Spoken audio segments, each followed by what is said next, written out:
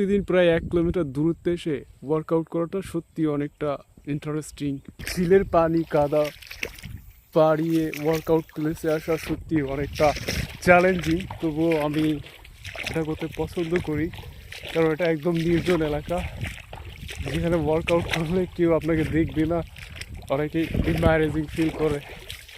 Actually অন্তত এটা হবে না যে কেউ আমাকে দেখছে। এখানের ভূপ্রকৃতি বা এখানের জলাশয় বা পুকুর, এটা আপনার চোখের নজর কাড়ার মতো একটা স্থান। তবে এইখান থেকে তাকালে আপনি দেখতে পারবেন ওই দূরে একটা রেন্ডি গাছ, তার ওপারে আরেকটা রেন্ডি গাছ। এইখানে হচ্ছে হলো আমার ওয়ার্কআউট প্লেস।